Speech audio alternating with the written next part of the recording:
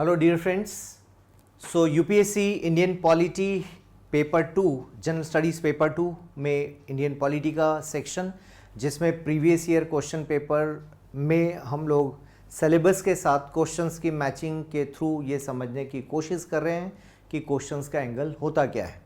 जब आप प्री और मेंस के लिए अलग अलग तैयारी करते हैं तो ये मामला थोड़ा सा टफ होता है।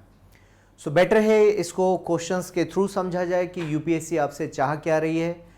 एक बार बेसिक स्टडीज़ तो करनी पड़ेगी इंडियन पॉलिटी, एंड देन आपको बाइफर्केट करना पड़ेगा कि मेंस ओरिएंटेशन क्या है एंड प्रीलिम्स ओरिएंटेशन क्या है।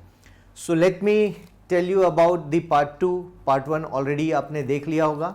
ये पार्ट 2 वीडियो है जिसमें सिलेबस के सेकेंड चैप्टर या हम सेकेंड सेक्शंस की बात कर रहे हैं।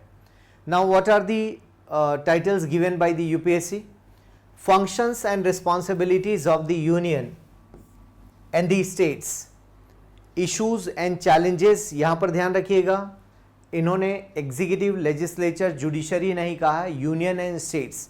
That means UPSC is more focused on the structural part of Indian polity or Indian political system, right? Because this syllabus is talking about union and states. That means we are going to discuss about the structural pattern of Indian political system.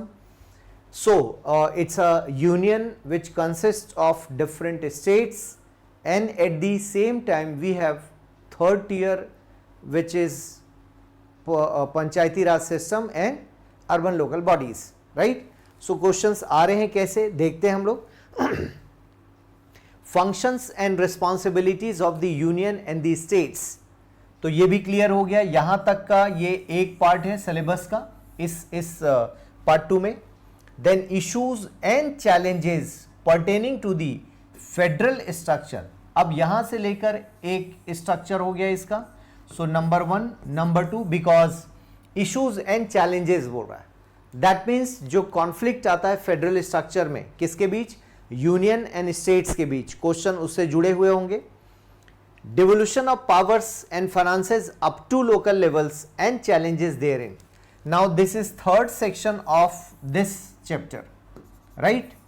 So states की बात यहां पर हो गई, then उनके structure में challenges क्या है, and third section belongs to local government. पूरे मेंस के सिलेबस में आप देखेंगे कि लोकल गवर्नमेंट के बारे में और कहीं बातचीत नहीं हुई है। दैट मीन्स ये वो सेक्शन है जहां पर आपको एंगल पकड़ना है। आपको ये देखने की जरूरत है कि मान लो लोकल गवर्नमेंट से आप पढ़ाई कर रहे हैं, लोकल गवर्नमेंट में आप देख रहे हैं, सो किस एंगल पर लोकल गवर्नमेंट को पढ़ने की जरूरत है। क्या आप प्रोविजन पढ़ने वाले हैं, सारे जितने भी आर्टिकल्स 243 से लेकर 243ZG तक आप पढ़ने वाले हैं, या फिर इंपॉर्टेंट प्रोविजंस पढ़ने वाले हैं? क्या पढ़ने वाले हैं पंचायती राज में मेंस के पॉइंट ऑफ व्यू से? That is very important. Same time पर आप देखेंगे जब फेडरलिज्म या फेडरल स्ट्रक्चर की बात हो रही है तो आप क्या पढ़ने वाले हैं, बिकॉज फेडरल स्ट्रक्चर के नाम पर कोई टॉपिक आपको कॉन्स्टिट्यूशन में नहीं मिलता। तब आप क्या पढ़ने वाले हैं? जो मार्केट में टेक्स्ट बुक्स अवेलेबल हैं उसमें उन्होंने बता दिया सेंटर स्टेट रिलेशंस। सो कॉन्स्टिट्यूशन में भी टाइटल नहीं है, सेंटर शब्द नहीं है, यूनियन ही लिखा है। सो यूनियन स्टेट्स के बीच के जो रिलेशंस है उन्हें आप एग्जीक्यूटिव रिलेशंस या फिर legislative relations, and third one is financial relations. So इन तीन एंगल से, sorry not executive, administrative relations, मैंने भी गलती की थी। So administrative relations, legislative relations and financial relations, इन तीन पार्ट में इनको देखते हैं, तीन सेक्शंस में, और इनके बीच डिफरेंट डायमेंशंस है। बट क्वेश्चन इन डायमेंशन से कम करंट में जो डिस्कशंस हैं उनसे ज़्यादा है। जैसे एग्जांपल ले लेते हैं जीएसटी काउंसिल को लेकर, या जीएसटी को लेकर डिस्कशंस हो रहे हैं। सेंट्रल स्टेट रिलेशंस में जो खटास हैं और जो मिठास वाले एरिया हैं वहाँ से क्वेश्चंस पूछे जा रहे हैं। अब ये खटास और मिठास वाले एरियाज कौन कौन से हैं उनको देखा जाए।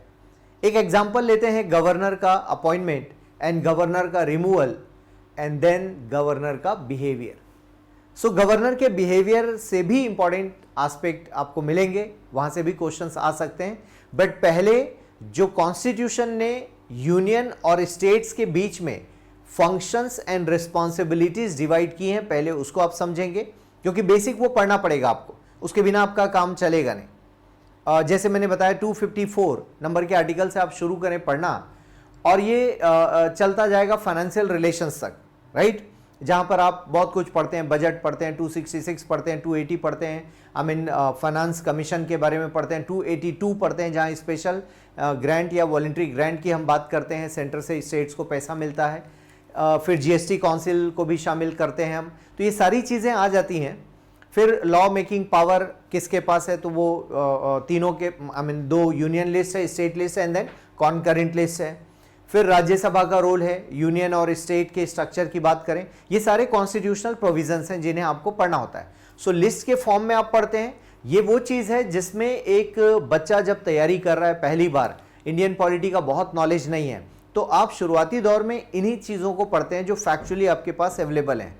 और फैक्चुअली जो अवेलेबल चीज़ें हैं वो क्या है आपके पास, कि आप सेंट्रल स्टेट रिलेशंस की जब बात करते हैं तो वो फैक्ट्स में अवेलेबल हैं सारी चीज़ें, और जब फैक्ट्स में अवेलेबल हैं तो आपको ये देखना है कि फैक्ट्स के बाद एनालिसिस कैसे करना है। तो आइए क्वेश्चंस के अकॉर्डिंग हम इस एनालिसिस को देखते हैं। राइट, आइए क्वेश्चंस की ओर चलेंगे हम लोग, और इस पर हमारी बात हो गई। 3 सेक्शंस में ये डिवाइडेड है, ये वाला पार्ट मैं पार्ट में वीडियोस पे सामने आ रहा हूँ। सो 2020 का क्वेश्चन है फेडरलिज्म पर, एक क्वेश्चन है, मैंने टाइटल फेडरलिज्म दिया है, बाकी क्वेश्चन की लैंग्वेज है। How far do you think cooperation, competition and confrontation have shaped the nature of federation in India? Nature of federation बोला है, ध्यान रखेंगे। Cite some recent examples to validate your answer।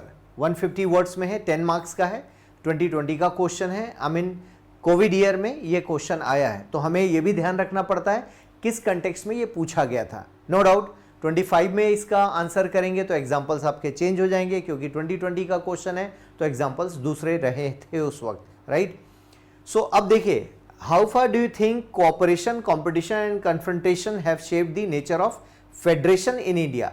अब शेप्ड द नेचर बोल रहा है, इसका मतलब वो पॉजिटिव है नेगेटिव, ये आपको दिमाग लगाना है। क्वेश्चन ने ये बोला कि इन 3 चीजों ने, सो अब तक आपने फेडरलिज्म पर कोऑपरेटिव फेडरलिज्म पढ़ा, देन जब आप देखेंगे बीजेपी की गवर्नमेंट आती 15 में, सो नीति आयोग, और उसके बाद की जब बात करें तो कॉम्पिटिटिव फेडरलिज्म की बात करते हैं, एंड देन फिर कॉम्पिटिटिव तो ठीक था, लेकिन स्टेट्स में जब गवर्नमेंट चेंज हो जाती है, आई मीन सेंटर की गवर्नमेंट, सेंटर में जो पॉलिटिकल पार्टी है उससे इतर यदि राज्य में कोई पार्टी की सरकार है तो फिर कन्फ्रंटेशन की बात हम देख सकते हैं, राइट। तो एक तरह से जब हम कन्फ्रंटेशन की बात करते हैं तो इसका मतलब क्या हुआ कि थोड़ा सा कॉन्फ्लिक्ट अराइज हो रहा है और सेंट्रल स्टेट के बीच में पटरी सही नहीं बैठ रही है। तो आप देखेंगे ये हमारा कन्फ्रंटेशन वाला एरिया है। कोऑपरेशन में पॉजिटिव एस्पेक्ट है, यहाँ पर पॉजिटिव एस्पेक्ट भी है और कुछ नेगेटिव भी है, और ये नेगेटिविटी से पॉजिटिविटी की ओर जाना है, हमें सॉल्व करना है। मतलब ये प्रॉब्लम जोन है, ये दोनों पॉजिटिव जोन है, राइट। कोऑपरेटिव फेडरलिज्म अब तक इस पर बात हो रही है लंबे समय से, इसमें किसी गवर्नमेंट पर्टिकुलर की हम बात नहीं करते हैं, लेकिन ये 2 सेक्शन जहां पर हम गवर्नमेंट पर्टिकुलर की बात करते हैं, क्लियर है। लेकिन आपको एग्जाम में ना तो गवर्नमेंट का नाम लेना है या रेजिम आप कह सकते हैं, टाइम बता सकते हैं, पर्टिकुलर पर्सन का नाम नहीं लेना है, बिकॉज इसमें एक मैसेज जा सकता है कि आप पर्टिकुलर किसी पार्टी के सपोर्ट में या अगेंस्ट बात कर रहे हैं, वो हमें नहीं करना, बिकॉज ब्यूरोक्रेट्स से एक्सपेक्टेड है कि वो न्यूट्रलिटी के प्रिंसिपल को फॉलो करें, राइट। सो अब आप देखिए ये जो 3 वर्ड्स हैं इनको टाइम पीरियड, पहले मैं समझा रहा हूँ 3 वर्ड्स, देन हम आंसर पर बात करेंगे। सो कोऑपरेटिव फेडरलिज्म की जब हम बात करते हैं तो फेडरलिज्म बेसिकली अपने आप में एक प्रिंसिपल है, इज्म लगा है, सो डेफिनेटली एक आइडियोलॉजी के तौर पर देखें। फेडरल जब टर्म हम इस्तेमाल करते हैं, federation is a structure, federal उसमें कैरेक्टर का नाम होता है, उसके फीचर्स की बारे में बात करते हैं, और इज्म की जब हम बात करते हैं तो हम उसी तरह से सारे काम को प्रमोट करते हैं कि हम सेंट्रल स्टेट रिलेशंस को हेल्दी बनाएंगे, अल्टीमेटली इस देश के वेलफेयर के लिए हम आगे बढ़ेंगे, सारे स्टेट्स मिलकर बढ़ेंगे। सो हमारा स्ट्रक्चर स्टेट्स का कुछ ऐसे दिखता है कि हमारे पास आप देखेंगे डिफरेंट स्टेट्स हैं और सारे मिलकर हम पूरे देश को, भारत देश को आगे बढ़ाना चाहते हैं। ये स्टेट्स हैं, ये यूनियन है और ये स्टेट्स हैं। सो स्टेट्स यूनिट्स के तौर पर हैं। ये ठीक वैसे ही है जैसे एक फैमिली है और उसके अलग अलग बच्चे हैं। स्टेट्स को हम यदि बच्चे मान लें तो सारे बच्चे मिलकर अच्छा काम करते हैं तो पूरे फैमिली का नाम होता है। तो ठीक ऐसे ही हर स्टेट मिलकर, हर स्टेट अपनी जगह अच्छा काम करता है, अपने मॉडल को दूसरे स्टेट के साथ शेयर करता है, दूसरे स्टेट्स के अच्छे मॉडल को, बेस्ट प्रैक्टिसेस को खुद भी फॉलो करता है। तो इससे क्या होता है, एक कोऑपरेशन निकल कर आता है। क्लियर है? कोऑपरेट करना, सब लोग मिलकर काम करें। जैसे कोऑपरेटिव जो टर्म है, सहकारिता, तो सह और प्लस कर, तो सहकारिता वहां से निकल कर आता है, मिलकर काम करना, तो मिलकर देश को आगे बढ़ाना। अब इसमें थोड़ा सा टच मैं रीजनलिज्म का भी करता हूं कि जब स्टेट्स की हम बात करें सो रीजनलिज्म का एक्सट्रीम नहीं होना चाहिए। रीजनलिज्म का कुछ परसेंटेज बहुत बढ़िया है, किसके लिए? नेशनल पर्सपेक्टिव के लिए। बिकॉज जब तक आपको रीजनल फीलिंग्स नहीं आएंगी, जब तक आपको रीजनल प्राउड सिस्टम नहीं होगा, तब तक आप नेशनल फीलिंग के साथ अटैच नहीं होते। पहले मेरी मिट्टी, मेरा एरिया, मेरा घर, मेरा गांव, मेरा प्रदेश, यहां से आपकी फीलिंग्स अटैच होती हैं। वो है तो इसका मतलब फिर आप देश के लिए सम्मान करना जानते हैं। क्योंकि भारत से छत्तीसगढ़ अलग नहीं है, भारत से मध्य प्रदेश अलग नहीं है, भारत से कर्नाटका अलग नहीं। पहले आप जहां पैदा हुए हैं जिस जगह पर, उसका मान सम्मान, तो ये भारत की भूमि है यदि ब्रॉडर पर्सपेक्ट में देखें। या फिर सपोज आप तमिलनाडु में पैदा हुए हैं तो तमिलनाडु की मिट्टी का सम्मान पहले, फिर भारत, तो तमिलनाडु की मिट्टी इज इक्वल टू भारत की मिट्टी। सो आप पहले अपने स्टेट में जहां पर पैदा हुए हैं उस एरिया के बारे में सोचते हैं, वहां के कल्चरल इंटीग्रेशन के बारे में बात करते हैं। और चूंकि इंडिया एक पूरा देश है और हमारे देश में यूनिटी है और हम सब यूनाइटेड हैं, सो हम अपने अपने स्टेट्स को लेकर आगे बढ़ते हैं प्रायोरिटी में। अक्सर ऐसा होता है क्योंकि आप लोकल एरियाज को पहले अपलिफ्ट करते हैं, फिर उसके बाद वो देश में कंट्रीब्यूट करते हैं।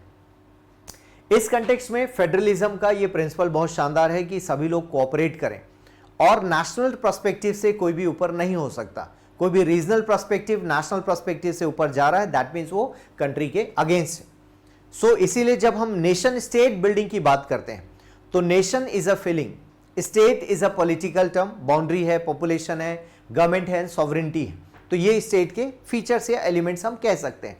तो इस कंटेक्स्ट में आप देखेंगे जो फीलिंग्स हैं उनको लेकर हम आगे कैसे बढ़ें और हर स्टेट एक दूसरे को कोऑपरेट कैसे करे।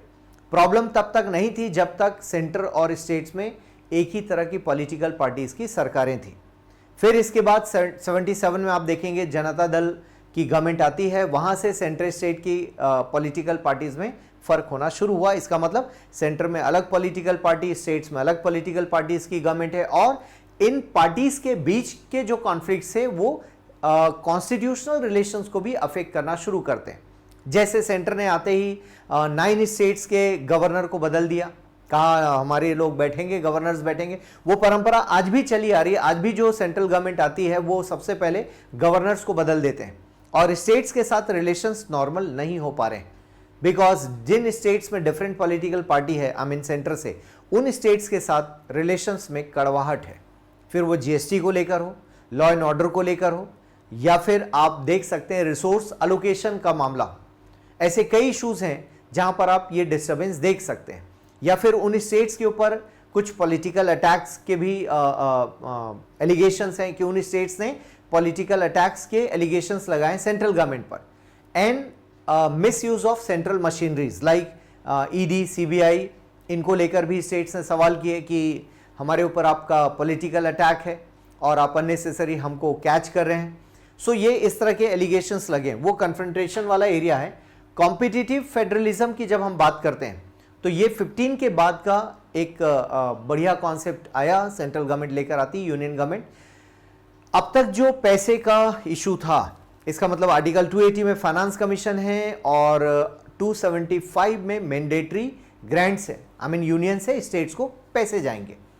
अब उन ग्रांट्स को देते वक्त स्टेट्स के अपने कुछ कंडीशंस को चेक किया जाता है with the help of finance commission. Finance commission जो फॉर्मूला दे देता है उसके बेसिस पर हम फंड्स अलोकेट करते हैं स्टेट्स को। इस बीच आर्टिकल 280, तो 280 क्या है? Voluntary grant. अब इस पैसे को 15 से पहले डिसाइड करने वाली अथॉरिटी थी प्लानिंग कमीशन।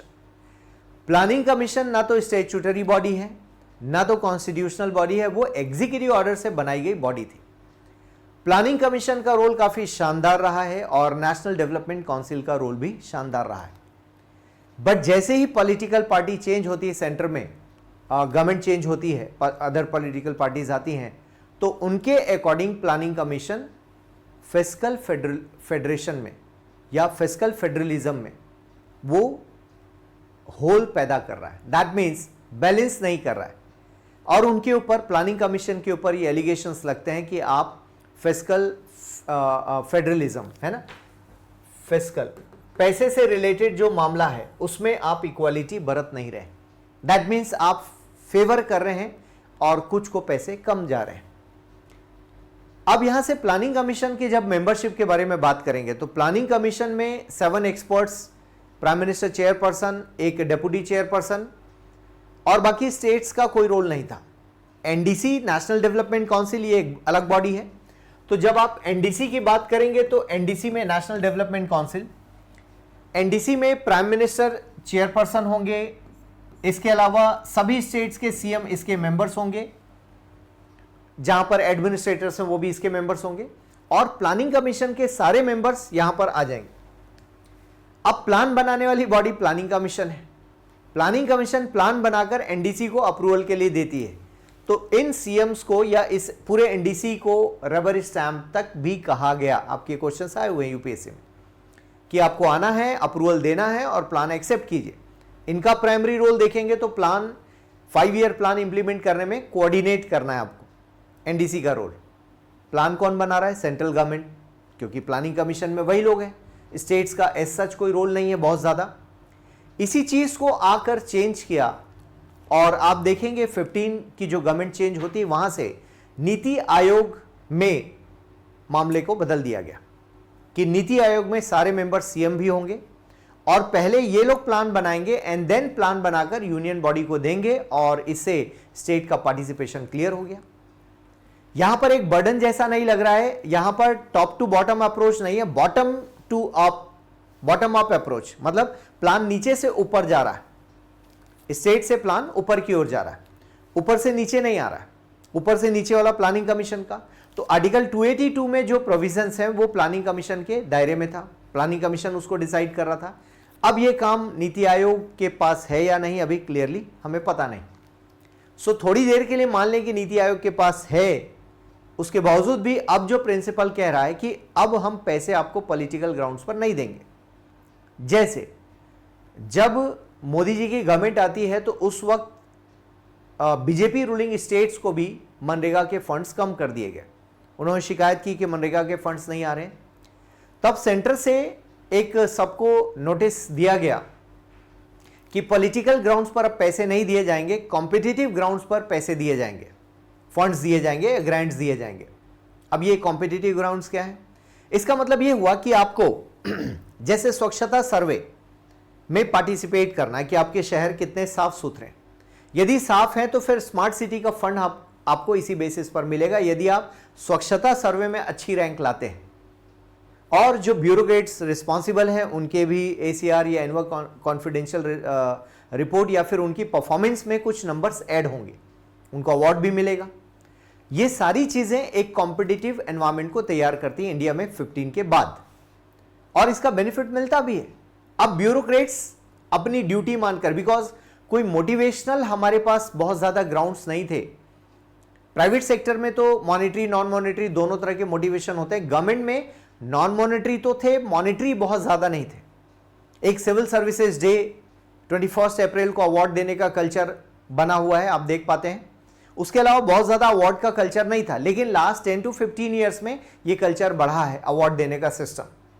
और वहां से ब्यूरोक्रेट्स को भी एक अलग मोटिवेशनल लेवल, फिर सोशल मीडिया है ही है जहां पर आप फोटो और डीपी एंड ऑल सब लगाकर सेलिब्रेट करते हैं।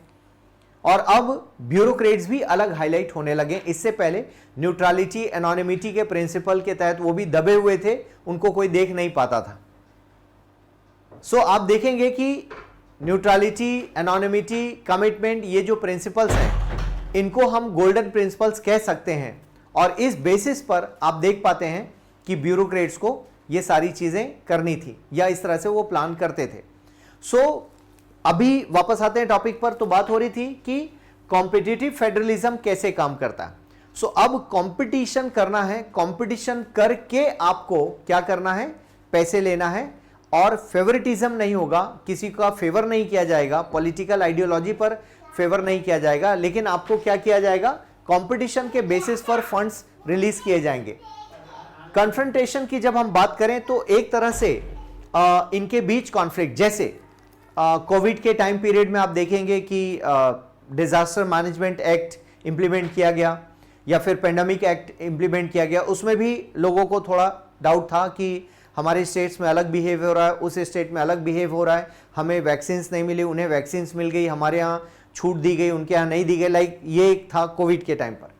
अभी आप देखें एट प्रेजेंट की बात करें तो अभी जीएसटी का मैटर है कि जीएसटी हमको नहीं मिला अभी तक, या फिर पॉलिटिकल इलेक्शंस के दौरान आप देखेंगे उस वक्त भी ये डिफरेंसेस नजर आते हैं।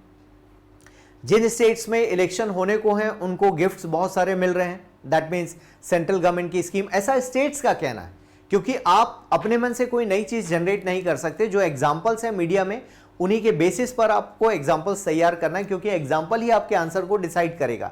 ध्यान रखना है, कोई पॉलिटिकल ग्राउंड पे आंसर नहीं देना है, कोई किसी पॉलिटिकल पार्टी का फेवर नहीं करना है, किसी पर्सन का फेवर नहीं करना है, आपको न्यूट्रल ग्राउंड्स पर सिर्फ जो मीडिया में और जुडिशरी तक जो मामले गए उन पर आप बातचीत कर सकते हैं। जैसे एलजी, दिल्ली में एलजी और सीएम के बीच का जो था मामला, अब तो खैर मामला ही चेंज हो गया इलेक्शन होने के बाद। तो जब तक पुराने सीएम थे, आम आदमी पार्टी थी, तब तक तो ये बहुत तीखा मामला था, कोर्ट को भी उसमें आना पड़ा और कोर्ट ने फाइनली कहा। फिर अभी आप देखें तमिलनाडु के जो गवर्नर हैं उनको लेकर बातचीत हुई और इनफैक्ट उन्होंने बिल्स रोक दिए, फिर कोर्ट को इसमें उतरना पड़ा, कोर्ट की परमिशन से वो बिल को फाइनली माना गया कि यस अप्रूव्ड। फिर प्रेसिडेंट आर्टिकल 143 का इस्तेमाल करके जुडिशरी से क्वेश्चंस पूछते हैं, ढेर सारे अप्रॉक्स 20 क्वेश्चंस, वो भी एक इंपॉर्टेंट एस्पेक्ट है। तो ये सारी चीज़ें देखने वाली बात है। तो ये तीनों चीज़ों को आपको डिसाइड करके बताना है, और एरा अलग अलग हो सकता है तीनों का, और अभी इसके मामले ज़्यादा दिखाई देते हैं। और ये मामला यहाँ तक भी था कि जब जीएसटी जैसे लागू किया गया तो हमारे स्टेट्स में जीएसटी लागू नहीं होगा, इस तरह से भी स्टेट्स कई बार कह देते हैं। सो आप देखेंगे कि स्टेट्स को लेकर एक है रवैया तो है, बहुत सारे मामलों पे रेजिस्टेंस भी है स्टेट्स का, कोऑपरेशन कम दिखाई देता है, रेजिस्टेंस ज़्यादा दिखाई देता है। कई बार सेंट्रल गवर्नमेंट की भी पॉलिसीज़ इस तरह से रही हैं जिसमें उनको डिफरेंस नज़र आता है कि स्टेट्स के साथ डिफरेंट बिहेवियर हो रहा है या डिस्क्रिमिनेटरी बिहेवियर हो रहा है, वो स्टेट्स को परेशान करता है। वहां पर कन्फ्रंटेशन का इशू आपको दिखाई देगा, ईडी को भेज देना, सीबीआई को भेज देना, पता चला स्टेट सीएम को ही उठा कर ले गए और जेल में डाल दिया, ऐसा भी आपने देखा है, हो चुका है। तो ये जो रिलेशंस के खटास हैं। फिर स्टेट लिस्ट की हम बात करें, ये ट्रेडिशनल टॉपिक्स हैं, क्योंकि स्टेट लिस्ट को हाल ही में कोई बहुत ज़्यादा इम्पैक्ट नहीं पड़ा, लेकिन पहले हो चुका है कि स्टेट लिस्ट में जो रूल बनाने का राइट है वो वैसे तो सेंटर के पास है, इमरजेंसी में वो बना सकते हैं, नंबर 1। फिर जब इलेक्शंस होते हैं स्टेट्स में, उसके बाद गवर्नमेंट किसकी बनेगी, यहाँ पर भी डिफरेंसेस हैं उनके बीच। तो आप देखेंगे जहाँ पर कोऑपरेशन हो सकता है, लॉ एंड ऑर्डर का मामला है, वेस्ट बंगाल में आप देखेंगे लॉ एंड ऑर्डर का मामला कई बार रेज हो चुका है। मतलब ये कंट्री का मैटर ना होकर स्टेट का मैटर हो जाता है, स्टेट का मैटर ना होकर ये किसी पॉलिटिकल पार्टी का मैटर हो जाता है। तो ओवरऑल आपको ये देखना है कि ये जो भी हम डिस्कस कर रहे हैं इसके कॉन्स्टिट्यूशनल प्रोविजंस हैं भी और कुछ के नहीं भी हैं। तो आपको बैलेंस आउट करना पड़ेगा कि कॉन्स्टिट्यूशनल प्रोविजन के बाद करंट अफेयर से कैसे इन चीज़ों को हम तलाश करें। तो इस तरह के क्वेश्चन आपको देखना है। आई होप ये डिस्कशन आपको पसंद आया है, और पसंद आया है तो आप बैठे बैठे लाइक और शेयर करना ना भूलें। मैं अगले क्वेश्चन की ओर बढ़ता हूं।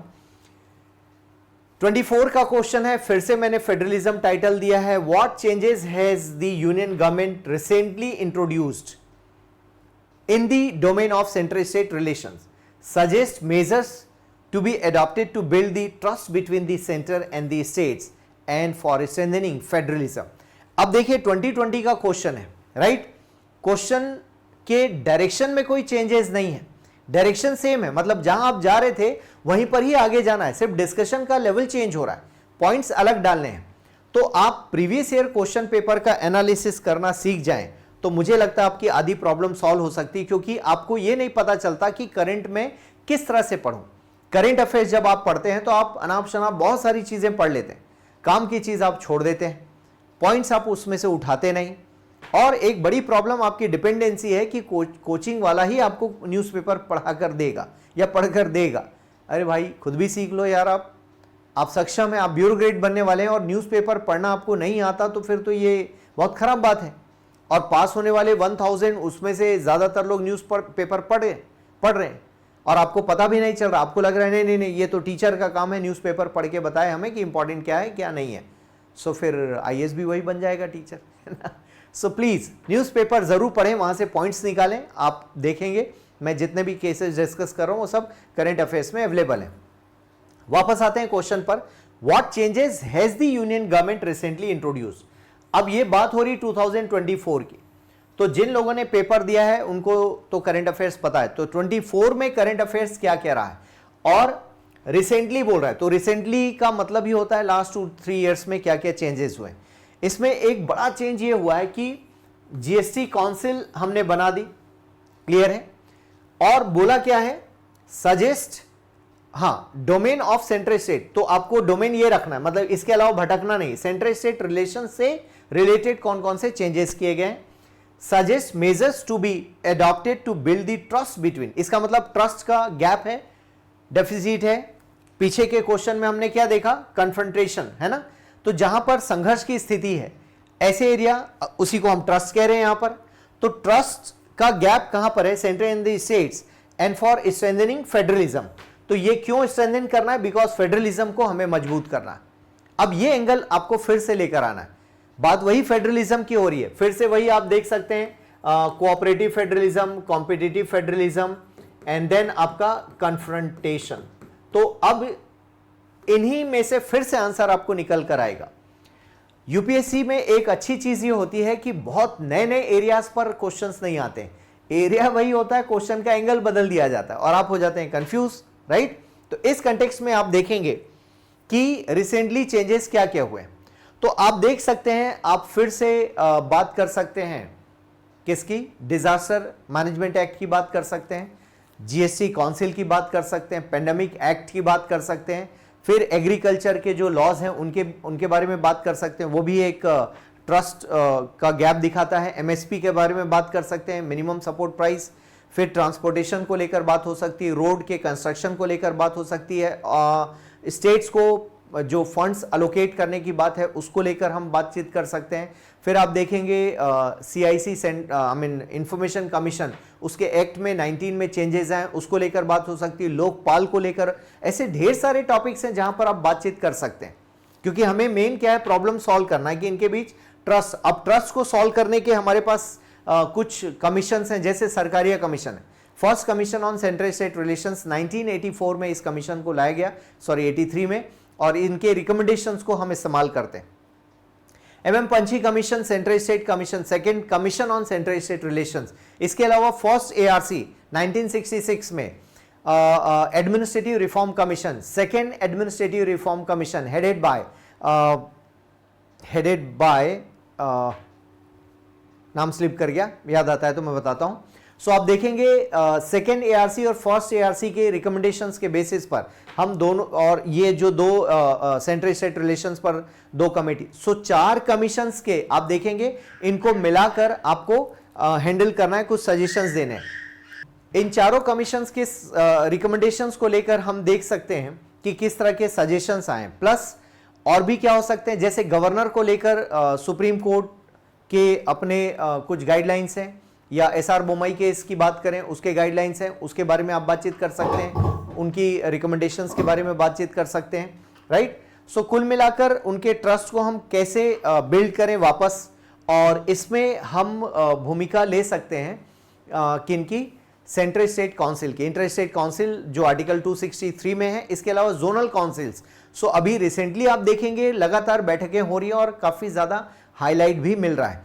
और जैसे नक्सलिज्म, मैं छत्तीसगढ़ का एग्जांपल लूं तो नक्सलिज्म के मामले पर लगातार गृह मंत्री, केंद्रीय गृह मंत्री ने बैठक की, सारे स्टेट्स जो भी अफेक्टेड स्टेट्स हैं उनके सीएम को लगातार कनेक्ट किया, बार बार आना जाना, फिर वो बीजेपी रूलिंग स्टेट हो या कांग्रेस रूलिंग स्टेट हो, उन सबको बार बार कनेक्ट किया और उनके साथ मीटिंग करके फिर फाइनली आप देखेंगे कि इन सब के रिकमेंडेशन से ये सारी चीज़ें आप ले सकते हैं। यहाँ पर एग्जांपल में जोनल काउंसिल की बात हो रही थी, तो जोनल काउंसिल में जितने भी पहलू सामने आ रहे हैं या जो डिस्कशंस के पॉइंट हैं, या गवर्नर को लेकर बात हो रही है, या फिर प्रेसिडेंट रूल आर्टिकल 356 के मिसयूज़ को लेकर बातचीत हो रही, इन सारे एस्पेक्ट्स को आपको लिखना है कि इनके बीच दोस्ती कैसी बढ़ाई जाए, सेंट्रल स्टेट्स के बीच में उन रिलेशंस को कॉर्डियल कैसे करें। नो डाउट पिछले 10 ईयर्स में आप देखेंगे काफ़ी ट्रस्ट जो है, ट्रस्ट डेफिसिट आपको दिखाई देगा सेंट्रल स्टेट्स के बीच में। काफ़ी सारे डिस्कशंस होने लगे हैं, हॉट डिस्कशंस होने लगे हैं। अक्सर देखा गया कि स्टेट्स के सीएम सुबह सुबह उठकर प्राइम मिनिस्टर को बहुत सारे मुद्दों पर क्रिटिसाइज़ करते हैं, एक्स पर या ट्विटर पर आप देख सकते हैं। ये सारी चीज़ें शो करती हैं कि रिलेशंस कॉर्डियल तो नहीं है, नॉर्मल तो नहीं है। इस पर बार बार बैठक करने की ज़रूरत है। कई बार आप देखेंगे कि जैसे पार्लियामेंट में मीटिंग की बात हो रही है कि ऑल पार्टी मीटिंग होनी चाहिए, तो वहाँ पर may be prime minister busy हैं तो वो नहीं है वहाँ पर, तो अगेन उसको लेकर कॉन्फ्लिक्ट पैदा हो रहा है। कमेंट्स को लेकर बातचीत हो रही है, एक दूसरे के ऊपर एफआईआर को लेकर मामले हो रहे हैं। जहाँ पर जिस पार्टी की गवर्नमेंट है वो हावी हो जाती है दूसरों पर। इस तरह का ये ट्रेंड चल पड़ा है जो कि हेल्दी तो नहीं है। फेडरलिज्म को लेकर ये चैलेंज बना हुआ है कि कैसे हम चीज़ों को बेहतर कर पाएँ। यूनियन गवर्नमेंट को ये समझना पड़ेगा कि हाँ, स्टेट्स भी हमारे अपने हैं, पॉलिटिकल पार्टी डिफरेंट है, तो क्या हुआ, ये बिहेवियर सौतेला जैसा नहीं होना चाहिए, और इसी चीज़ को बचाने के लिए यहाँ पर ये क्वेश्चंस पूछे जा रहे हैं। तो आई होप आपको एंगल समझ में आ रहा है कि लिखना क्या है और करेंट से किन चीज़ों को नोट करना है। ये जो नए बच्चे आप सुन पा रहे हैं, इनको भी, आपको भी एक गाइडलाइन मिल रही है कि करेंट अफेयर्स में आपको नोट डाउन क्या करना है। फिर से आगे के क्वेश्चन देखते हैं, और इसमें जो नेक्स्ट क्वेश्चन है मेरे पास, वो नेक्स्ट क्वेश्चन मेरे पास है 2024 का आया हुआ क्वेश्चन है, और इसमें आप देख सकते हैं, the growth of cabinet system has practically resulted in the marginalisation of the parliamentary supremacy. अब यहां पर ये क्वेश्चन किससे है, हमारा जो टॉपिक था स्ट्रक्चर वाला है ना, यूनियन, यदि हम देखें फेडरल स्ट्रक्चर की जब हम बात करते हैं, उस स्ट्रक्चर से क्वेश्चन आया हुआ है। ग्रोथ ऑफ कैबिनेट सिस्टम, तो कैबिनेट सिस्टम कोई अलग चीज नहीं है, लेकिन इसमें डेफिनेटली जो रोल है गवर्नमेंट में, जब हम बात करते हैं काउंसिल ऑफ मिनिस्टर की बात करें, एंड देन एग्जीक्यूटिव इसी को कहेंगे, एंड गवर्नमेंट भी इसी को कहेंगे। तो ये वाला पार्ट कहां से निकल कर जा रहा है, यदि मैं बात करूं कि हमारे पास राज्यसभा है, लोकसभा है, तो इन्हीं में से निकलकर ये जो है ये वाला हिस्सा तैयार होता है। और काउंसिल ऑफ मिनिस्टर के हम 3 पार्ट कर दें तो इसमें कैबिनेट इंपॉर्टेंट है, then minister of independent charge, then state minister, इस तरह से हम 3 पार्ट में डिवाइड कर देते हैं। ये स्ट्रक्चर कॉन्स्टिट्यूशन में नहीं दिया है, council of minister and cabinet term constitution में इस्तेमाल किया गया। Now what is this cabinet system. Cabinet system में कैबिनेट का एक डोमिनेंस दिखाई देता है। ये रेयरली मीट करते हैं काउंसिल ऑफ मिनिस्टर्स, बिकॉज ज्यादातर कैबिनेट ही डिसीजन लेते हैं, राइट।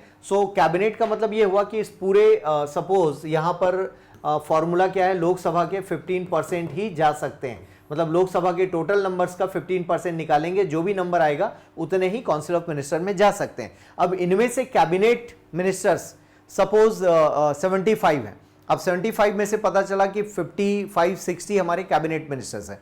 अब यही लोग मिलकर सारे डिसीजंस ले रहे हैं, और उसमें भी मेजॉरिटी मान लो उस गवर्नमेंट की अच्छी खासी है और अपोजिशन कमजोर है पार्लियामेंट में, तो क्या हुआ, पार्लियामेंट्री सुप्रीमेसी। हालांकि हमारे देश में आप देखेंगे पार्लियामेंट्री सुप्रीमेसी की जगह हम देखेंगे कि हमारे देश में कॉन्स्टिट्यूशन सुप्रीम कहलाता है। फिर भी ब्रिटेन में देखेंगे तो वहां पर पार्लियामेंट हर चीज पर सुप्रीम है, वहां रिटन कॉन्स्टिट्यूशन नहीं। हमारे देश में पार्लियामेंट से भी ऊपर कॉन्स्टिट्यूशन है, लेकिन उसके बावजूद भी पार्लियामेंट्री सुप्रीमेसी का मतलब एक ये भी हुआ कि पार्लियामेंट में आपके पास अपोजिशन भी है ना, लोकसभा राज्यसभा दोनों मिला के प्लस प्रेसिडेंट मिला के पार्लियामेंट हम कंप्लीट बोलते हैं, राइट। पार्लियामेंट्री सुप्रीमेसी में हम क्या देख पा रहे हैं कि कमी आ रही है। Why, because this factor is very dominant. और इसमें भी आप और एडिशनल जाना चाहें तो पीएमओ ज्यादा सुप्रीम है आज की डेट में, पीएमओ से ज्यादातर फैसले लिए जा रहे हैं या वही उन चीजों को फाइनल कर रहा है। कैबिनेट तक भी शायद चीजें नहीं आती होंगी, पार्लियामेंट पर जाना तो दूर की बात है। तो बहुत कुछ पार्लियामेंट के पास जो पावर है, डिस्कशन का पावर है, पार्लियामेंट हेल्दी डिस्कशंस के लिए जानी चाहिए, और डेमोक्रेसी का वो मंदिर कहा जा सकता है, टेम्पल कहा जा सकता है पार्लियामेंट को। वहाँ पर वो रिस्पेक्ट एक दूसरे के प्रति ख़त्म होती हुई नज़र आती है। मजाक बनाना, वहाँ पर एब्यूज़ करना या टॉन्ट करना, इस तरह की सारी चीज़ें दिखाई देती हैं। तो लास्ट 10 to 15 ईयर्स में पार्लियामेंट बहुत हेल्दी तो नहीं दिखाई देता है कि बहुत हेल्दी मैनर में वहाँ डिस्कशन हो रहा हो, ऐसा दिखता तो नहीं है। तो इसका मतलब ये हुआ कि आपको इस बारे में आंसर करना है कि कैबिनेट सिस्टम कैसे dominate. So the growth of cabinet system has practically resulted in the marginalization of the parliamentary sovereignty, parliamentary supremacy. So parliament के सुप्रीम होने का मतलब हम डेमोक्रेसी की ओर जा रहे हैं। कैबिनेट यदि डोमिनेंट हो रहा है, इसका मतलब क्या हुआ कि हम एक तरह से ऑटोक्रेसी या फिर कह सकते हैं कि सेंट्रलाइजेशन की ओर बढ़ रहे हैं। ऑटोक्रेसी ना भी कहें तो सेंट्रलाइजेशन की ओर बढ़ रहे हैं। और पार्लियामेंट, यदि हमारे पार्लियामेंट के सुप्रीमेसी की बात हो रही है, देन हम अपोजिशन की भी रिस्पेक्ट कर रहे हैं, रूलिंग पार्टी के सारे पॉलिटिकल जो इक्वेशंस हैं उनकी हम रिस्पेक्ट कर रहे हैं, क्योंकि कोलिशन वाली गवर्नमेंट भी है। तो आप देखेंगे लेकिन कैबिनेट सिस्टम में कि कैबिनेट डोमिनेट कर रहा है, उसमें भी पीएमओ डोमिनेट कर रहा है। तो इस पैटर्न में इस आंसर को देना है, राइट। अगेन इसका बहुत ज्यादा डिस्कशन आपको कॉन्स्टिट्यूशन में नहीं मिलेगा या कोई प्रोविजन नहीं मिलेंगे। यदि टीचर ने नहीं पढ़ाया है फिर तो आप फंस गए, क्योंकि ये डिस्कशन क्लासरूम में होना इंपॉर्टेंट है। नाउ उसी यूनिट में आप देखेंगे लोकल गवर्नमेंट का सेगमेंट क्या है। तो 19 में आया हुआ क्वेश्चन है, the reservation of seats for women in the institutions of local self government has had a limited impact on the patriarchal character of the Indian political process. अब ये क्वेश्चन पंचायती राज से ही है या आप कॉन्स्टिट्यूशनल प्रोविजन भी कह सकते हैं। और ये रिजर्वेशन आप देखेंगे 73rd amendment 1992 and 74th amendment 1992 से हम लेकर आते हैं। और इसमें आप देखेंगे 243 डी एंड 243 टी, इसमें विमेन रिजर्वेशन दिया गया है। और ये विमेन रिजर्वेशन कितना है? 1/3 है, ध्यान रखिएगा, नॉट 33%। कॉन्स्टिट्यूशन में 1/3 लिखा है। Yes, some states are allowed for 50% reservation for women in the states. So like states like Rajasthan, Chhattisgarh, Madhya Pradesh, Karnataka, Bihar, इन सभी स्टेट्स में आप देखेंगे 50% रिजर्वेशन महिलाओं को दे दिया गया।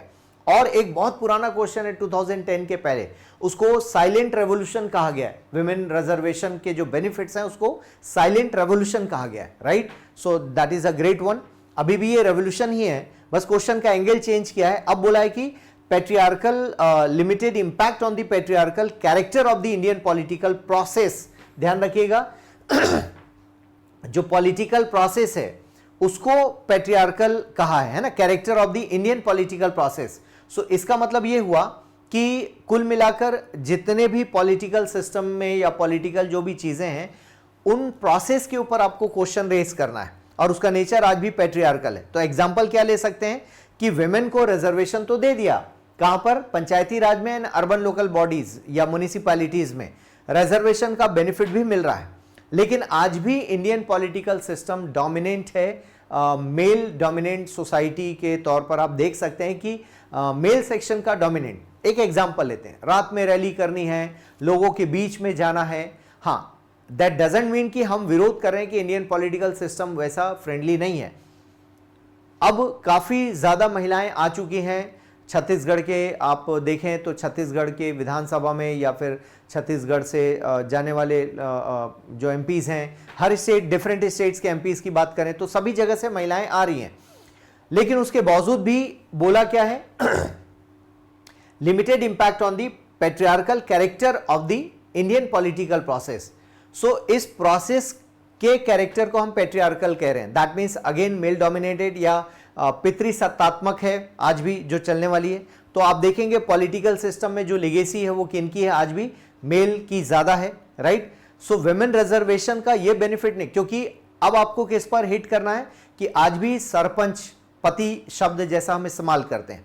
अब इसका बड़ा रीजन ये है कि ये रिजर्वेशन आपने दिया है कहां पर? खासकर गांव के एरिया में आप बात करें कि महिला एक सरपंच है गांव में, अब वो बेचारी पढ़ी लिखी नहीं है मान लो, हो सकता है कि वो शेड्यूल कास्ट या शेड्यूल ट्राइब हो, उस गांव में पहले ही अपर कास्ट डोमिनेंट है, अब तक जो घूंघट प्रथा का वो सामना कर रही थी, अब उसको इलेक्शन के बाद बाहर आना है, प्रचार में तो गई होगी, तो कुछ बैरियर्स या कुछ दीवारें टूटी तो हैं, कुछ बेड़ियां टूटी हैं, जाति धर्म मेल फीमेल ये सारी बेड़ियां टूटी हैं, उसके बावजूद भी अब वो बेचारी बाइक नहीं चला सकती, तो हस्बैंड बाइक में लेकर जाएगा, कहीं मीटिंग है, वो साइन नहीं कर सकती, पढ़ नहीं सकती, हस्बैंड पढ़ कर देगा। अब काफ़ी सारे मामले ऐसे हैं जैसे गांव के लिए कंस्ट्रक्शन के लिए मजदूर ढूंढने का काम, तो हस्बैंड जाएगा मजदूर ढूंढ के लाएगा, या कहीं पर छोटे मोटे काम हैं तो किसी से बार्गेन करना है कि भैया हमारे गांव में पंप लगना है या बिजली के तार बिछाने या पाइप, अब इन सब की परचेसिंग करने कौन जाएगा, मेल जाएगा। सो आप देखेंगे विमेन का पार्टिसिपेशन डिसीजन मेकिंग में हो सकता है, ग्राम सभा की बैठक में हो सकता है, लेकिन एज सच ये जो सारे काम काज हैं उसमें भूमिका किसकी ज्यादा इंपॉर्टेंट दिख रही है, मेल की। तो इसका मतलब ये हुआ कि ये जो लिमिटेड ये जो रोल्स हैं, आई मीन जो मेल पेट्रियार्कल जो सिस्टम है, पेट्रियार्कल कैरेक्टर है, उस पर हम कितना इंपैक्ट डाल पाए रिजर्वेशन की हेल्प से। तो आपको दोनों चीजें एनालाइज करके बताना है। कुछ जगह इंपैक्ट बहुत पॉजिटिव आया है, बिकॉज हमारा मानना है कि वुमेन रिजर्वेशन के बेनिफिट्स हमें दिखाई भी देने लगे हैं। एक तो गांव में आप देखेंगे जैसे हम अल्कोहलिज्म पर थोड़ा सा हिट कर पाए, वैक्सीनेशन, बच्चों के वैक्सीनेशन को हम बेनिफिट दिला पाए, विमेन एजुकेशन या फिर विमेन रिलेटेड हेल्थ अवेयरनेस बढ़ गई है गांव में, तो ये बिकॉज ऑफ विमेन सरपंच। फिर आप देखेंगे सेल्फ हेल्प ग्रुप को लेकर बातचीत काफी बढ़िया होने लगी। तो अगेन इन सारी चीजों में आप देखोगे विमेन सरपंच होने का बेनिफिट हमें मिला है, महिलाएं खुलकर सामने आई हैं, वोट परसेंटेज महिलाओं का बढ़ गया क्योंकि महिला कैंडिडेट है, महिला घर घर जा रही है, वोट मांगने के लिए जा रही है, तो उसका इंपैक्ट पड़ता है कि अच्छा ये दीदी आई हैं हमारे घर वोट मांगने, वो टॉयलेट बनाएंगी और हमारे गांव के लिए बढ़िया काम होगा, महिलाओं की समस्याएं सुनी जाएंगी, लाइक दैट। तो उसका बेनिफिट तो दिखता है, लेकिन जो इंडियन पॉलिटिकल प्रोसेस है जहां पर आज भी हमें लगता है कि नहीं मेल होता तो ज्यादा सक्सेसफुल होता, या मेल है इसलिए उसको बेनिफिट ज्यादा है, महिला होने के नाते उसको बहुत सारी जगह पर कंप्रोमाइज करना है, ये सारी चीजें आपको समझनी होंगी। सो ये बिल्कुल कॉन्स्टिट्यूशन से रिलेटेड है, प्रोविजन से ही, लेकिन एनालिसिस आपको करंट अफेयर से उठाना पड़ेगा। डॉक्टर मनमोहन सिंह जब थे प्रधानमंत्री तब उन्होंने कहा था कि सरपंच पति मीटिंग में ना आए और महिलाओं को आगे बढ़ने दें।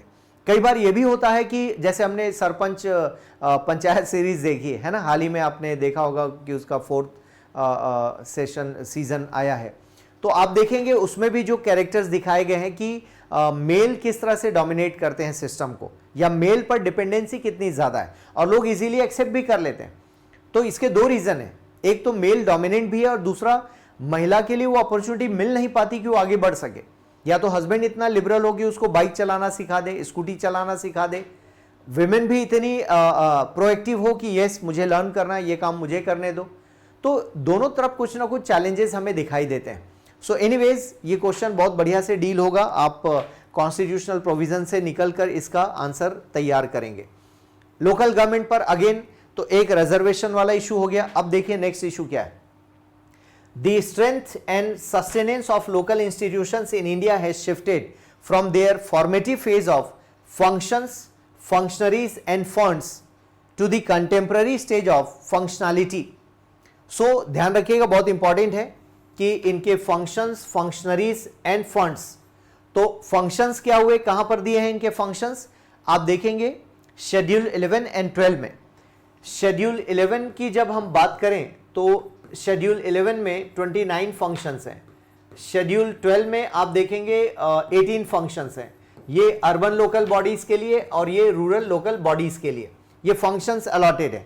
फंक्शनरीज की हम बात करें तो पूरा स्ट्रक्चर जिसमें सरपंच, उप सरपंच, पंच की हम बात करें, और इसके अलावा फिर आप देखेंगे जनपद पंचायत या इंटरमीडिएरीज की हम बात करें, या फिर डिस्ट्रिक्ट पंचायत, और यहाँ पर म्युनिसिपल कॉरपोरेशन, देन नगर पंचायत, नगर निगम, है ना, इस तरह से ये सारे टर्मिनोलॉजीज आपके नगर पालिका।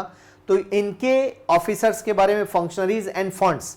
अब इनको फंड्स कहां से आते थे, सेंट्रल गवर्नमेंट से, आज भी डिपेंडेंट है, सॉरी स्टेट गवर्नमेंट से, आज भी ये डिपेंडेंट है सेंट्रल और स्टेट के द्वारा दिए गए फंड्स को लेकर, राइट। तो अब तक जो फंड्स इनको मिल रहे थे वो फंड्स का बहुत बड़ा चैलेंज था। 10th finance commission and 12th finance commission ने काफी जोर लगाकर केसी पंत 10th फाइनेंस कमीशन में और 12th फाइनेंस कमीशन में सी रंगराजन, इनकी रिकमेंडेशंस आप जब देखेंगे तो 20,000 करोड़ का कॉर्पस इन्होंने रिजर्व किया। 5,000 crore should goes to the urban local bodies and 15,000 crore should goes to the rural local bodies, ऐसा वहां से अलोकेशन आता है फाइनेंस कमीशन का। जब 73rd अमेंडमेंट होता है तो आप देखेंगे वहां से एक क्लॉज हमें मिलता है 243I, राइट, जिसमें finance commission, state finance commission के एग्जिस्टेंस को आप देख पाते हैं। अब स्टेट फाइनेंस कमीशन कोई चीज रिकमेंड करता है स्टेट के लिए, बिकॉज उसका काम क्या है, सेंटर और rural local bodies, urban local bodies के लिए रिकमेंड करना, इनके बीच फाइनेंस का डिस्ट्रीब्यूशन होना।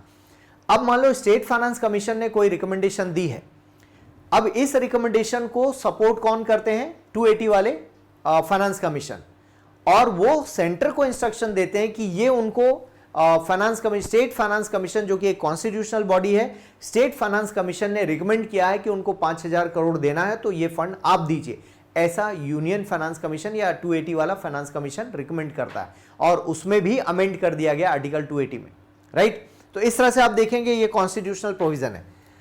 अब बात हो रही है the contemporary stage of functionality.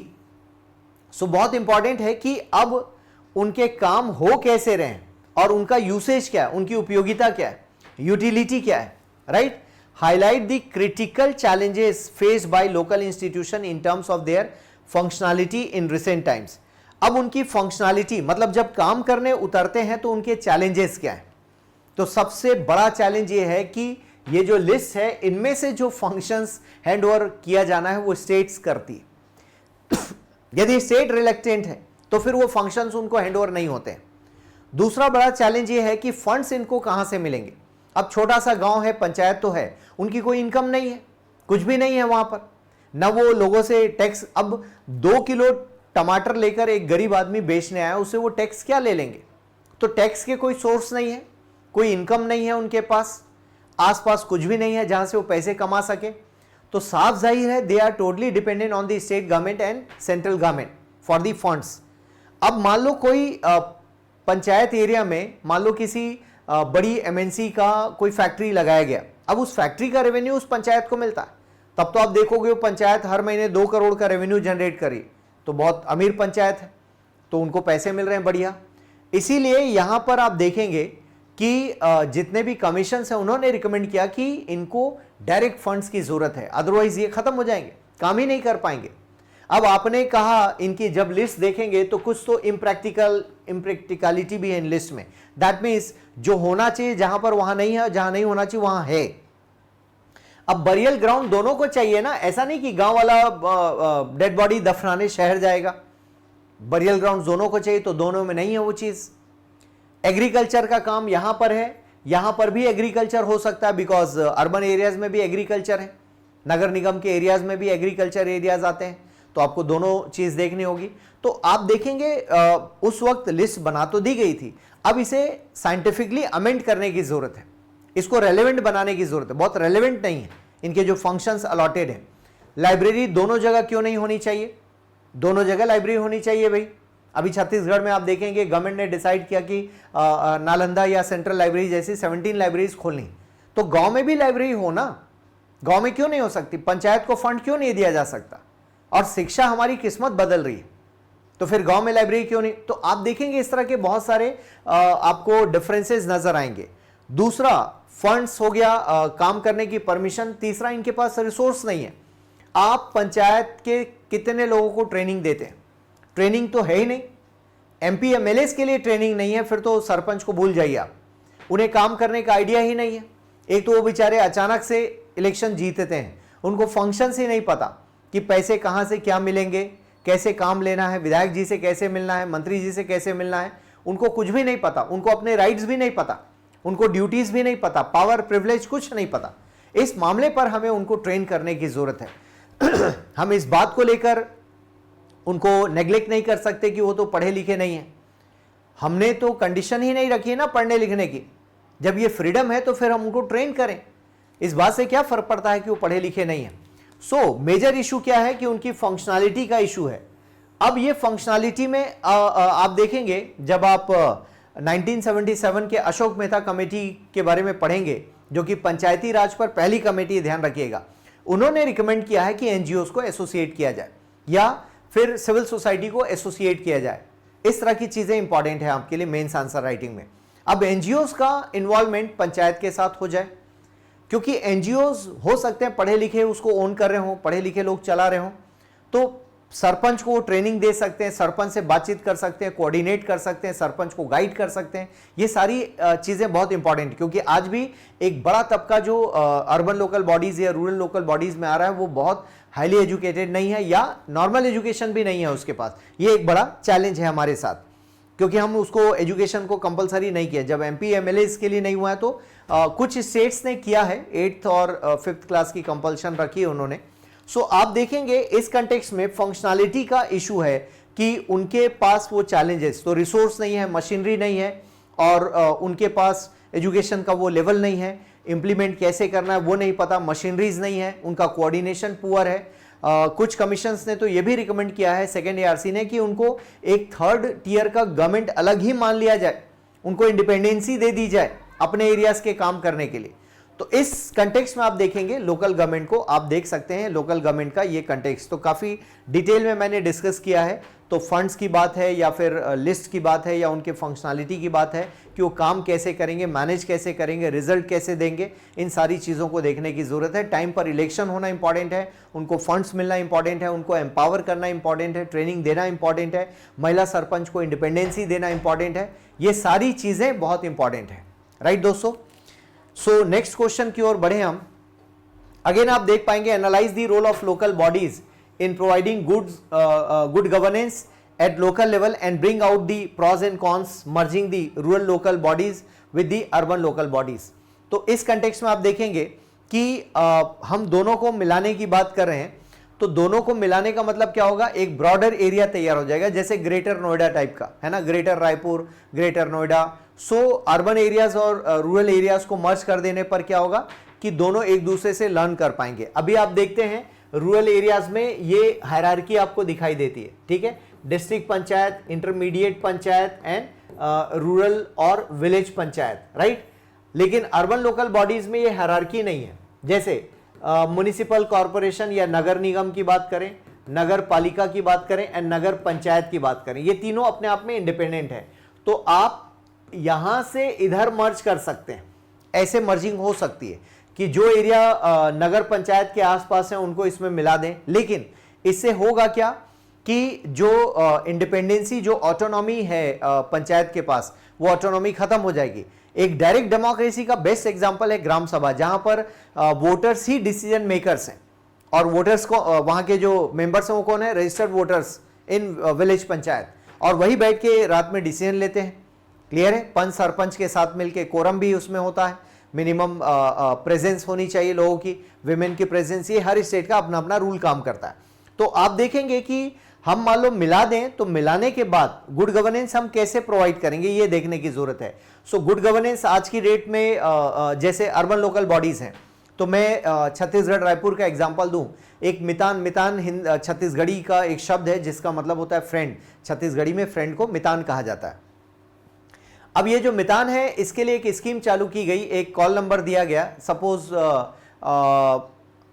145 ऐसे एक नंबर दिया गया, कॉल कीजिए, नगर निगम से आपको बर्थ सर्टिफिकेट घर पर लाकर छोड़ेंगे, डेथ सर्टिफिकेट घर पर लाकर छोड़ेंगे, इस तरह की फैसिलिटी शुरू की गई। That was the best example of good governance, right. आपको टैक्स पटाना है, आपको घर जाने की नगर निगम के ऑफिस जाने की जरूरत नहीं है, QR कोड दिया, स्कैन करो और वहीं से सारा कुछ हो जाएगा, व्हाट्सएप चैट से ही आप अपना टैक्स पे कर दो। These are examples of good governance. अभी एक और रायपुर में एक बढ़िया काम हुआ है जिसमें आप देख पाएंगे कि जमीन परचेस करने के बाद आपको नाम ट्रांसफर के लिए आपको म्यूटेशन जिसे कहा जाता है उसके लिए बहुत लॉन्ग प्रोसेस नहीं वेट करना है, मीडिएटर्स नहीं चाहिए। इमीडिएट आप ऐप में जाकर लोकेशन पर क्लिक करें और लोकेशन पर जाकर कंफर्म कर दें, आपका म्यूटेशन हो जाएगा।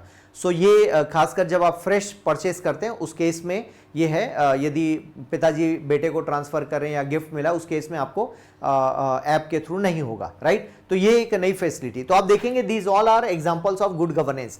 पार्टिसिपेशन अर्बन बॉडीज में, लोकल रूरल एरियाज में लोगों का पार्टिसिपेशन, उसके थ्रू गुड गवर्नेंस ला सकते हैं। तो ये जो चैलेंजेस हैं उनके बारे में आपको बात करनी है। सो ये भी एक बढ़िया क्वेश्चन है। सो इस तरह से आप देखें कि ये जो पार्ट है, एक और टाइटल है आपके फंक्शंस एंड रिस्पॉन्सिबिलिटीज स्टेट्स का भी है। एक क्वेश्चन है pertaining to the federal structure, account for the legal and political factors responsible for the reduced frequency of using article 356 by the union government since mid 90s। तो 356 क्या है? President rule. So misuse सभी time पर हुआ है लेकिन 90s में कम हुआ है ऐसा कहना है, रिड्यूस हुआ है। उसका रीजन यह है कि इसके बाद आई मीन सिंस 90s बोला है ना, इसका मतलब ये हुआ कोलिशन गवर्नमेंट का ट्रेंड चल पड़ा, ये आपका बड़ा रीजन है। और इसके बाद स्टेट्स में अवेयरनेस भी आ गई, फिर कोर्ट का इंटरफेरेंस बढ़ गया। इंटरफेरेंस इस कंटेक्स्ट में कि लोग जाने लगे कोर्ट के पास कि मलाफाइड इंटेंशन है और कोर्ट फिर ऑर्डर्स को रिवर्स करने लगे। और कई बार आर्टिकल 356 का इस्तेमाल इसलिए भी कर लिया गया कि गवर्नमेंट एस्टेब्लिश नहीं हो पाई इलेक्शन के बाद, और जिसके पास मेजॉरिटी थी उसको कॉल नहीं किया, किसी और को बुला लिया। तो हर बार कोर्ट में चले गए। एसआर बोमई केस 1994 का है, वहां से कोर्ट का डिसीजन आया कि 356 का मिसयूज नहीं होना चाहिए, मलाफाइड इस्तेमाल नहीं होना चाहिए। इसके बाद उत्तराखंड का केस है, गोवा का मामला है, कर्नाटका का है, ऐसे अरुणाचल प्रदेश का मामला है। ऐसे कई सारे इश्यूज हैं जहां पर, या फिर उत्तर प्रदेश का मामला है। तो कई सारे केसेस आ चुके हैं जहां पर इस मामले को कोर्ट की नज़र से देखा जाना जरूरी है। सो उस कंटेक्स्ट में आपको बताना पड़ेगा कि इसकी फ्रीक्वेंसी, सो कोर्ट के डिसीजन की वजह से आप देख सकते हैं। फिर कमेटीज की रिकमेंडेशंस आ गई। इसी बीच वीरप्पा मोइली सेकेंड एआरसी के हेड हुए, उन्होंने भी रिकमेंड किया, फर्स्ट एआरसी ने रिकमेंड किया, first central state relation committee जो कि हम सरकारिया कमीशन के एमएम पुंछी, इन सब की रिकमेंडेशन से आप देखेंगे बहुत कुछ ये ट्रेंड रिड्यूस हुआ है, लेकिन स्टिल गोइंग ऑन, कम नहीं कह सकते, बढ़ा तो है मामला। मलाफाइड इंटेंशंस बढ़े हैं, कोर्ट में जा जाकर लोग रिवर्स करवा रहे हैं ऑर्डर्स को, ये आप ट्रेंड देख सकते हैं। तो ये क्वेश्चन आया है 356 से। The states in India seems reluctant to empower urban local bodies both functionally as well as financially। 23 का क्वेश्चन है, और एक अभी आपने फंक्शनैलिटी वाला क्वेश्चन आपने देखा और ये 24 में देखा। तो आप आगे पीछे क्वेश्चंस के नेचर को आप पकड़ सकते हैं कि पैसा उनको जा नहीं रहा है, फंड्स उनको दे नहीं रहे, बिकॉज फंड्स देना इनके ऊपर है, स्टेट्स के ऊपर, और फंक्शनली उनको लिस्ट में से जो काम करने देने चाहिए वो काम उनको हैंड ओवर नहीं हो रहे हैं। तो ये ऑलरेडी हमने डिस्कस किया हुआ है।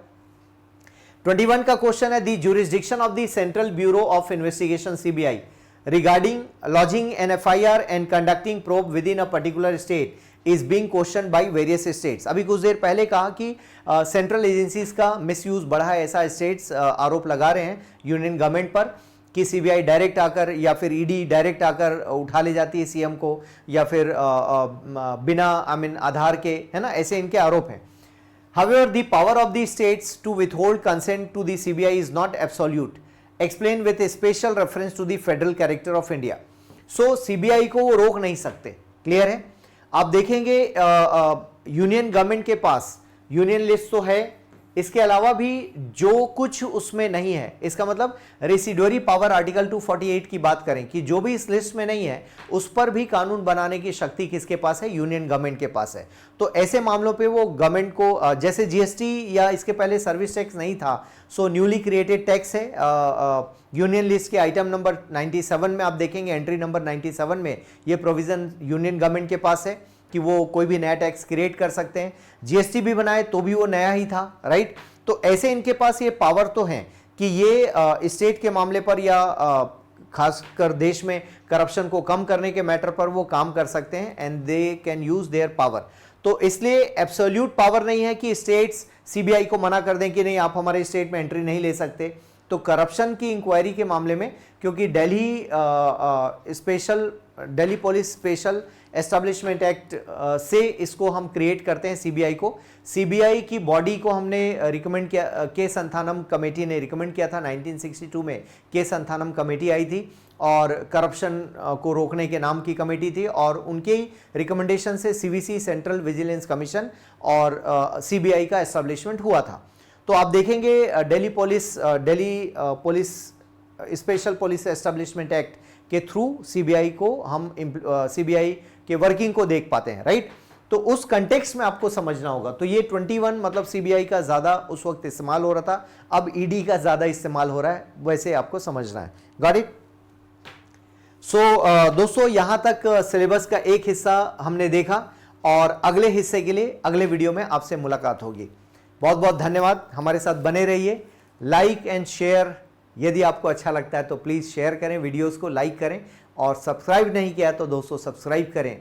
और आपके कमेंट्स, यदि आपको वीडियो अच्छे लगे, कुछ और आप चाहते हैं तो उसको भी आप रिकमेंड कर सकते हैं। ज़रूर हमारी कोशिश होगी उस तरह के वीडियोज़ लेकर आपके पास आए। बहुत बहुत धन्यवाद। Thank you.